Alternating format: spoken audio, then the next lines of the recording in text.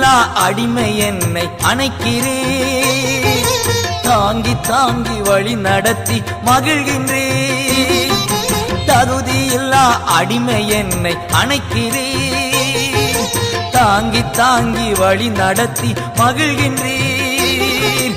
அதிசயங்கள் ஆயிரம் அன்பரே உம் கரங்களிலே, அதிசயங்கள் ஆயிரம் அன்பரே உம் கரங்களிலே.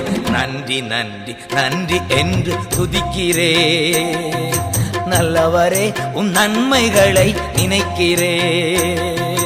நன்றி ஐயா, நன்றி ஐயா, ஏசையா.